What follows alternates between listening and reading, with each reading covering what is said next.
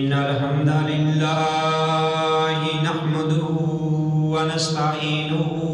ونستغفره ونعوذ بالله من شرور أنفسنا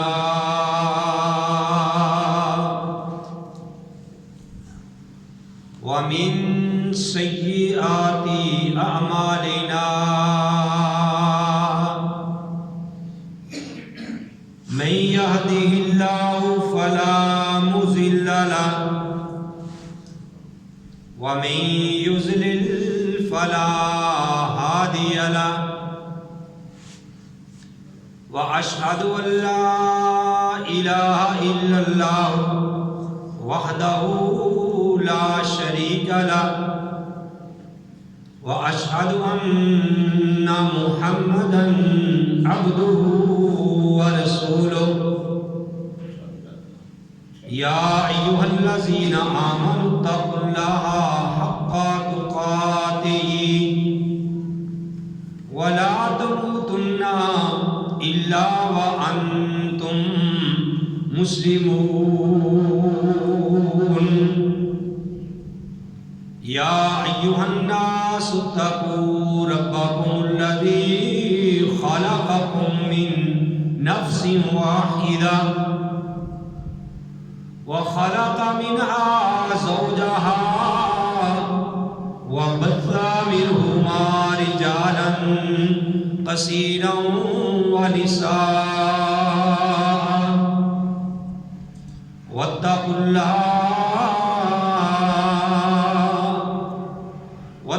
الله الذي تساءلون به والأرحام إن الله كان عليكم رقيبا يا أيها الذين آمنوا اتقوا الله وقولوا قولا سديدا يصلح لكم أعمالكم ويغفر لكم ذنوبكم ومن يطع الله ورسوله فقد فاز فوزا عظيما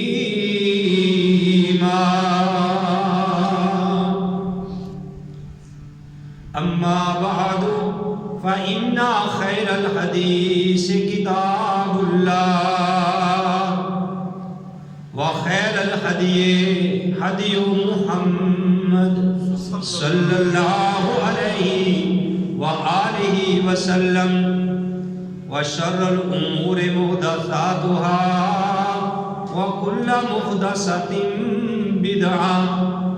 وكل بدعة ضلالة وكل ضلالة في النار. أعوذ بالله السميع العليم من الشيطان الرجيم. بسم الله الرحمن الرحيم. قال الله تبارك وتعالى في القرآن المجيد والفرقان الحميد يا بني إسرائيل اذكروا نعمتي التي أنعمت عليكم. اے بنی اسرائیل یاد کرو میری نعمت جو انعام کی میں نے تم پر. وَأَنِّي فَضَّلْتُكُمْ عَلَى الْعَالَمِينَ اور فضیلت دی میں نے تم کو تمام جہانوں پر. وَاتَّقُوا اور ڈرو یوماً اس دن سے لا تجزی نفس عن نفس شیئا کہ نہیں کوئی کام آئے گی کوئی جان کسی جان کے کچھ بھی. وَلَا يُقْبَلُ مِنْهَا شَفَاعَةٌ اور نہیں قبول کی جائے گی کوئی سفارش، وَلَا يُؤْخَذُ مِنْهَا عَدْلٌ اور نہیں لیا جائے گا کوئی معاوضہ، وَلَا هُمْ يُنصَرُونَ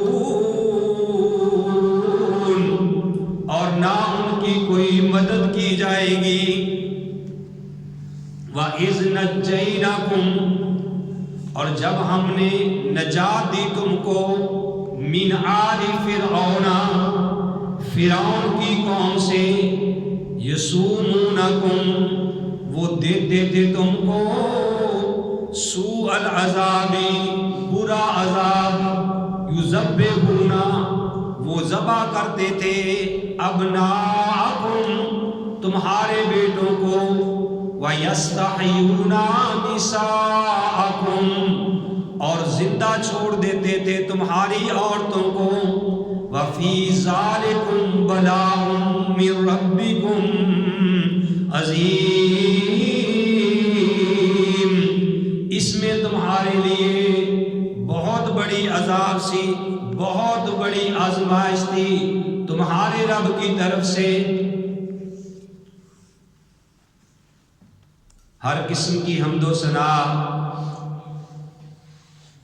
اللہ وحدہ لا شریک کی ذات پاک کے لیے، وہ اللہ جو ساری کائنات کا خالق، مالک اور رازق ہے۔ وہ اللہ ہمیشہ سے ہے اور ہمیشہ ہی رہے گا۔ ان اللہ علی کل شیء قدیر ہے، فعال لما یرید ہے، وہ ہر چیز پہ قادر بھی ہے اور جو وہ چاہتا ہے وہ کرتا ہے۔ لا وزیر لہ ولا مشیر لہ نہ اس کا کوئی وزیر ہے اور نہ ہی اس کا کوئی مشیر ہے۔ اذا اراد شیئا جب وہ کسی چیز کا ارادہ کرتا ہے، اذا اراد شیئا ان یقول لہ کن فیکون وہ کہتا ہے ہو جا،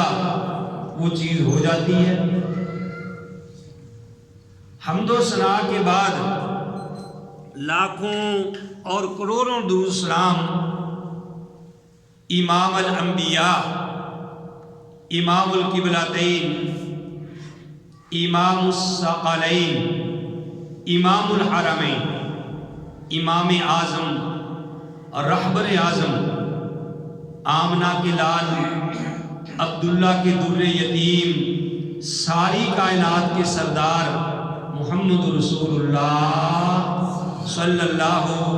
علیہ وآلہ وسلم کی ذات گرامی میں۔ محترم حضرات،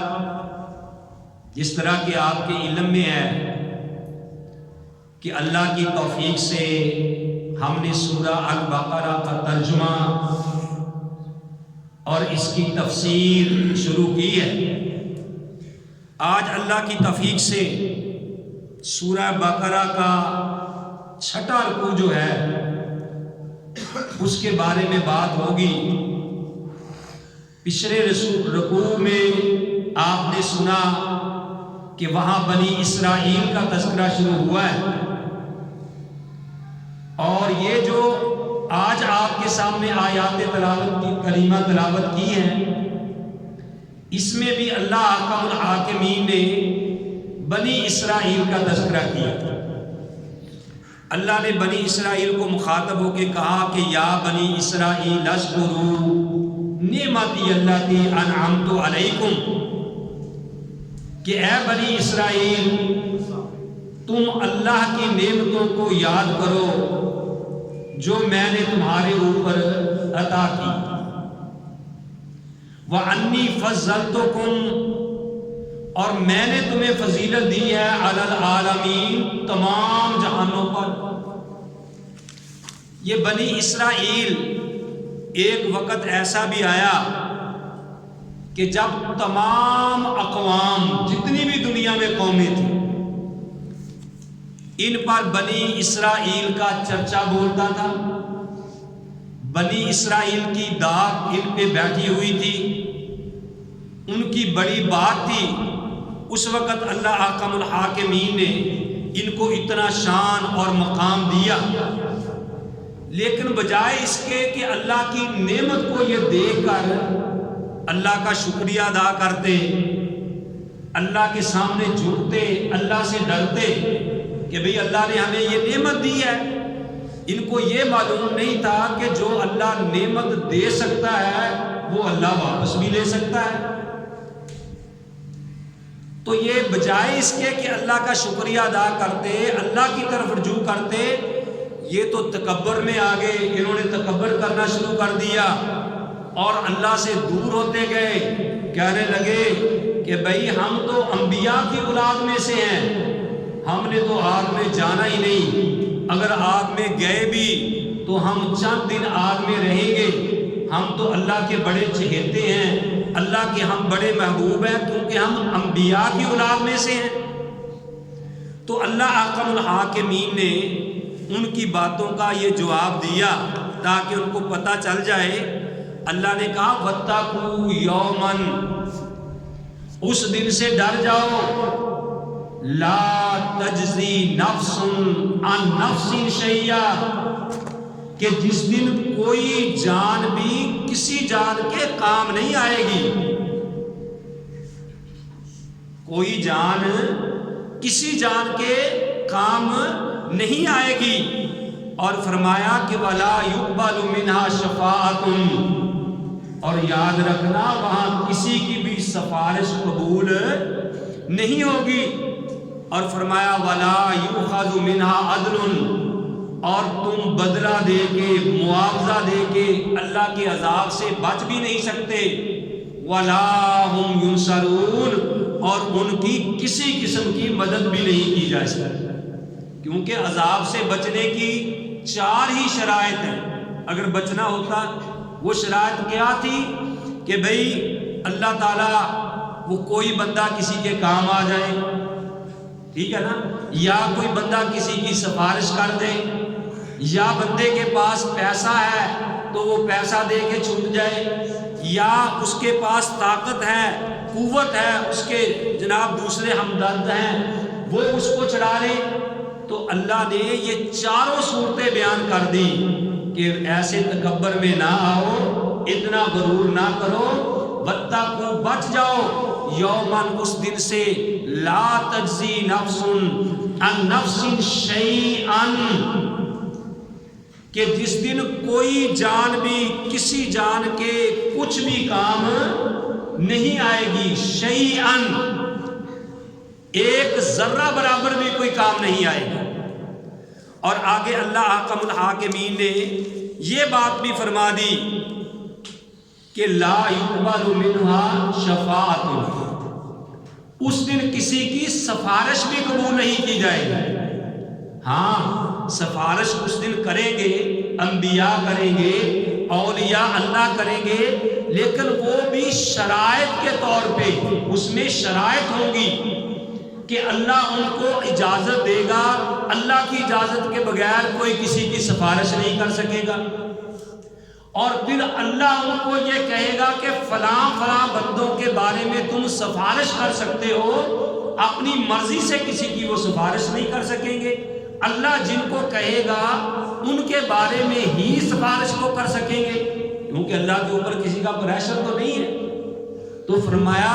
کہ اس دن کسی کی سفارش بھی قبول نہیں ہوگی۔ وَلَا يُؤْخَذُ مِنْهَا عَدْلٌ، اگر زمین بر سونا بھی اللہ کو پیش کریں گے نا، زمین بر سونا جو کچھ زمین و آسمان میں ہے، کہ یہ ہم معاوضہ دے کے، یہ رشوت دے کے، معاوضہ دے کے اس کے بدلے چھوٹ جائیں، تو ایسا بھی نہیں ہوگا۔ وَلَا هُمْ يُنصَرُونَ، اور نہ ان کی کسی قسم کی بھی مدد کی جائے گی۔ میرے بھائیوں، یہ اللہ نے بنی اسرائیل کو مخاطب کیا ہے، تو ہمیں بھی یہ بات سمجھائی ہے، کیونکہ آج دین سے دوریاں کیوں ہیں؟ آج لوگ اللہ کے سامنے کیوں نہیں جھکتے؟ آج مساجد میں رونقیں کیوں نہیں ہیں؟ آج لوگ اللہ کے دین سے کیوں دور ہیں؟ میرے بھائیوں اس لیے کہ ان کا ذہن بنا ہوا ہے کہ بادشاہوں ہمیں تو کسی کی پرواہ نہیں ہے،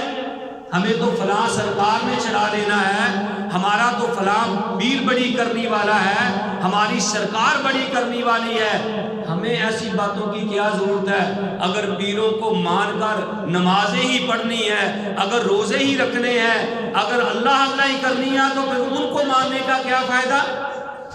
تو اللہ تعالیٰ نے بنی اسرائیل کو یہ جواب دے دیا کہ یاد رکھو، ڈر جاؤ اس دن سے، وَاتَّقُوا يَوْمًا لَا تَجْزِي نَفْسٌ عَن نَفْسٍ شَيْئًا، کوئی جان کسی جان کے کچھ بھی کام نہیں آئے گی۔ میرے بھائیوں ہمیں بھی اپنے عقائد کی درستگی کرنی چاہیے کہ قیامت والے دن کوئی کسی کے کام نہیں آئے گا۔ وَلَا تَزِرُ وَازِرَةٌ وِزْرَ أُخْرَىٰ، کوئی دوسرے کا بوجھ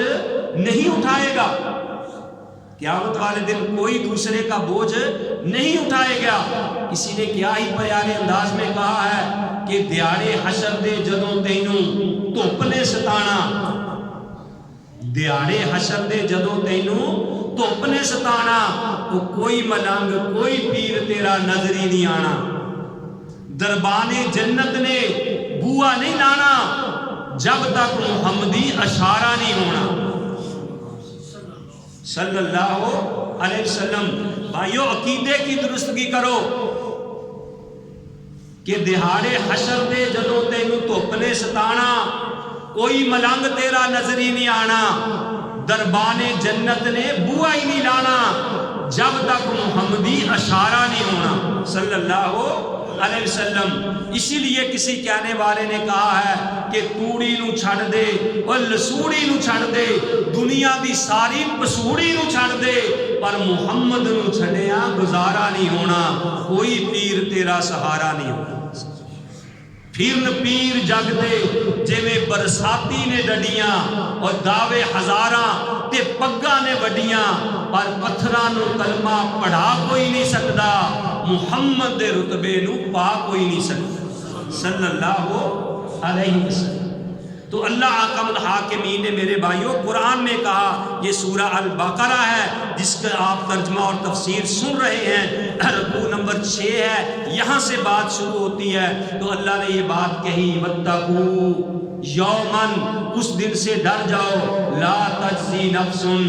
نہیں کام آئے گی کوئی جان، ان نفس کسی جان کے، شیئن کچھ بھی، ولا یقبل منہا شفاعت، اور نہیں قبول کی جائے گی کسی کی سفارش، ولا یؤخذ منہا عدل، نہیں کوئی معاوضہ لیا جائے گا، ولا هم ینصرون، اور نہ ان کی مدد کی جائے گی۔ آگے اللہ نے کیا فرمایا؟ اللہ کہتے ہیں وَإِذْ نَجَّيْنَاكُمْ مِنْ آلِ فِرْعَوْنَ، اے بنی اسرائیل، اے اولاد یعقوب،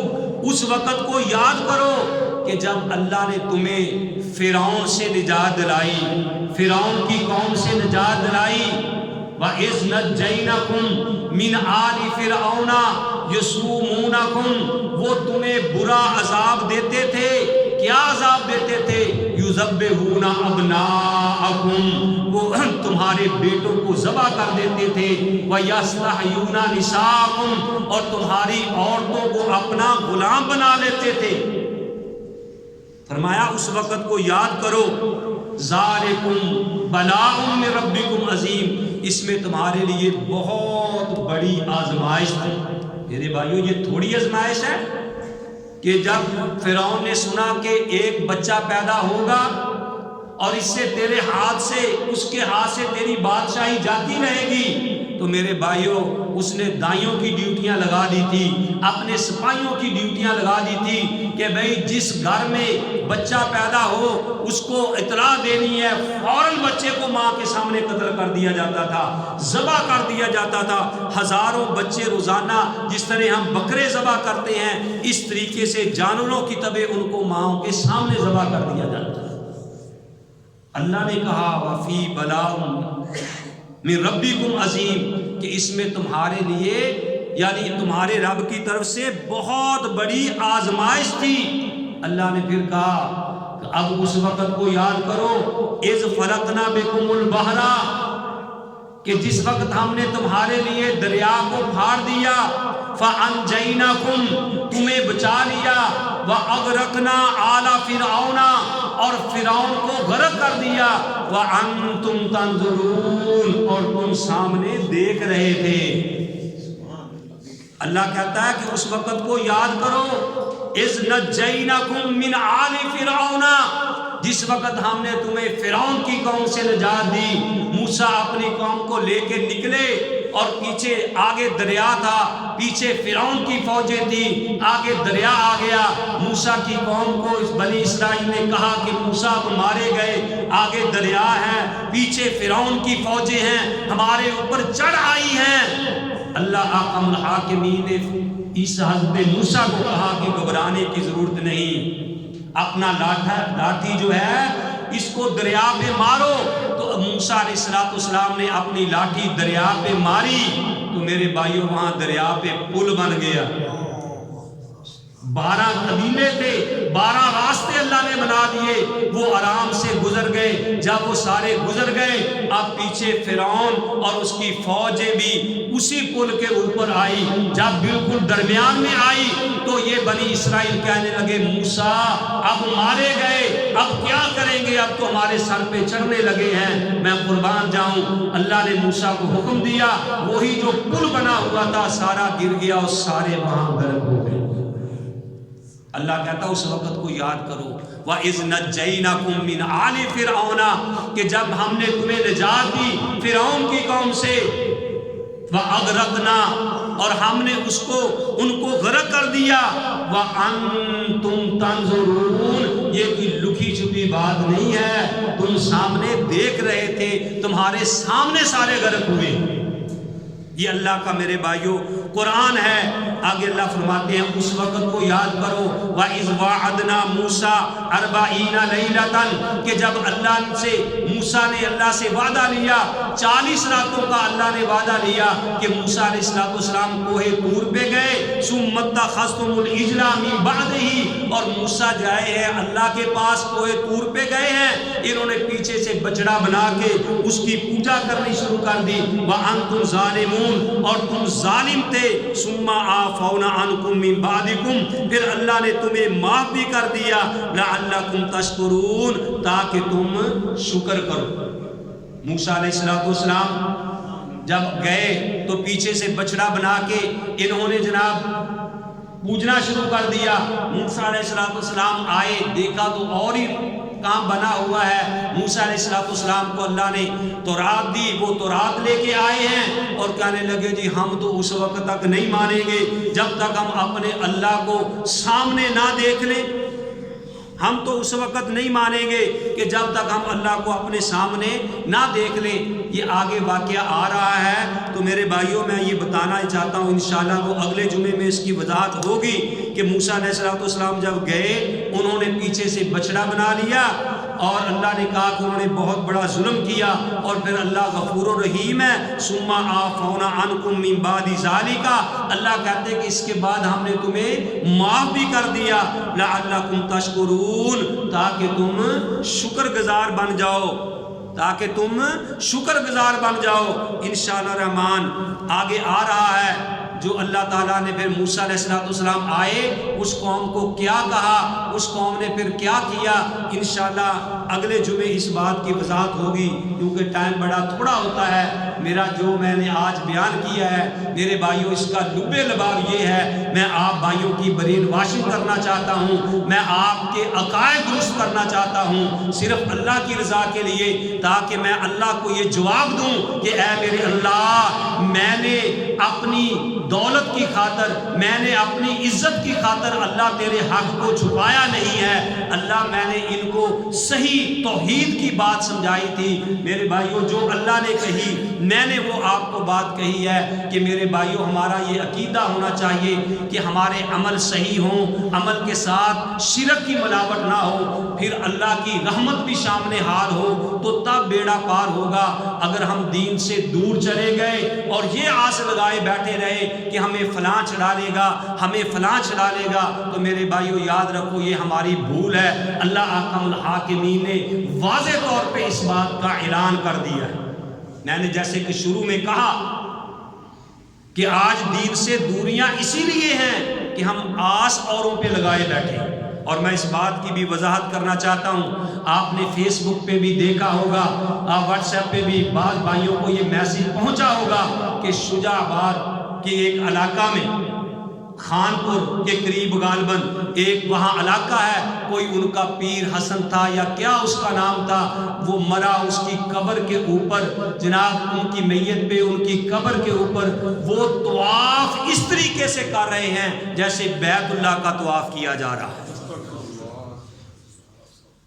ہمیں یہ خبر آئی کہ تمام علماء کرام اس بات کا رد کریں، لوگوں کو یہ بتائیں کہ لوگوں تمہیں کیا ہو گیا ہے، نہ زمین پھٹی نہ آسمان ان پہ گرا، صرف یہی چلو چکر لگاتے تو ٹھیک ہے۔ ان کا عقیدہ تھا، وہ چکر لگانے کے ساتھ ساتھ یہ بھی کہہ رہے ہیں لبیک اللہم لبیک لا شریک لک لبیک،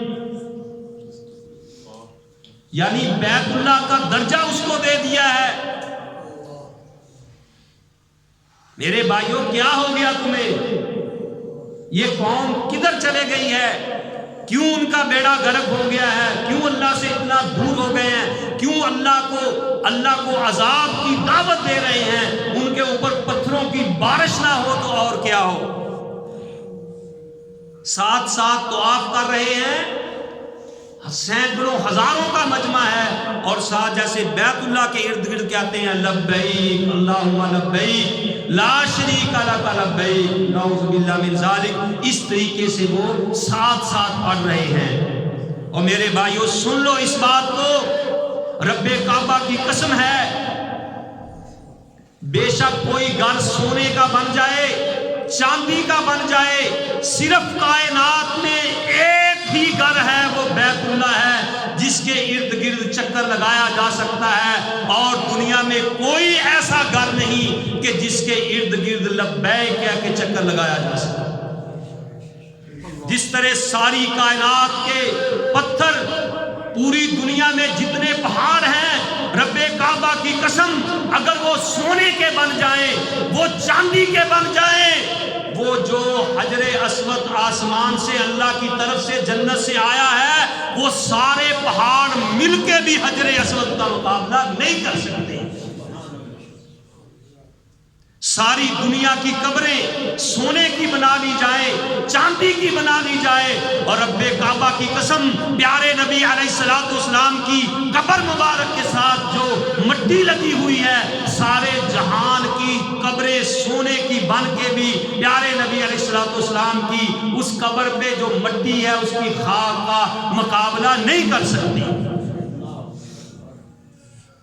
امام شافعی رحمہ اللہ نے دیکھا کہ ایک بندہ بیت اللہ کا طواف کر رہا ہے، یہ حقائق اس کو سمجھے یا حقیقت سمجھے، اور وہ بیت اللہ کے ارد گرد طواف کر رہا ہے کہ لبیک اللہم لبیک لا شریک لک لبیک، کہتے ہیں کہ ایک غیبی آواز آ رہی ہے کہ اے بندے، نہ تیرا یہاں آنا قبول ہے نہ تیری یہاں حاضری قبول ہے۔ وہ بار بار لبیک لبیک کہہ رہا ہے، تو کہنے والے نے، امام شافعی نے کہا کہ اے اللہ کے بندے، تجھے آواز تو آ رہی ہے کہ تیرا یہاں نہ آنا قبول ہے، تیری یہاں نہ حاضری قبول ہے، پھر تو بار بار ایسے کیوں کہہ رہا ہے؟ اس بندے نے کہا کہ اے شافعی، دنیا میں پھر مجھے کوئی ایسا گھر بتا دے کہ جس کے ارد گرد میں لبیک کہہ سکوں۔ تو جب اس نے اتنی پختگی ارادے سے کہا، تو جب کہا لبیک، آواز آئی لبیک یا عبدی، اے میرے بندے میں تو پہلے ہی حاضر ہوں۔ تو بھائیو ہم اس کی تردید کرتے ہیں کہ ان ظالموں کے خلاف میرے بھائیو کارروائی کی جائے۔ پوری کائنات میں صرف ایک ہی گھر ہے، وہ ہے بیت اللہ، جس کے ارد گرد لبیک کہا جا سکتا ہے، اور پوری کائنات میں نہ کوئی قبر ہے، نہ کوئی شجر ہے، نہ کوئی حجر ہے کہ جس کے ارد گرد چکر لگائے جائیں اور اس کے لبیک اور لبیک کی صدائیں بلند کی جائیں۔ میرے بھائیو اللہ کی طرف سے آج موضوع بھی میرا یہی تھا کہ اللہ نے یہ کہا وَاتَّقُوا يَوْمًا لَا تَجْزِي نَفْسٌ عَن نَفْسٍ شَيْئًا، کہ اے لوگوں اس دن سے ڈر جاؤ کہ جس دن کوئی جان، کوئی ہستی کسی جان کے کچھ بھی کام نہیں آئے گی، ولا یقبل منہا شفاعت، اور نہ کسی کی سفارش قبول کی جائے گی، ولا یؤخذ منہا عدل، اور نہ کسی سے کوئی معاوضہ لے کے چھوڑا جائے گا، ولا هم ینصرون، اور نہ ان کی کسی قسم کی بھی مدد کی جائے گی۔ اللہ احکم الحاکمین سے دعا ہے کہ اللہ تعالی ہم کو صحیح معنوں میں کتاب و سنت کو سمجھنے کی توفیق نصیب فرمائے۔ وما علیہ الا البلاغ المبین۔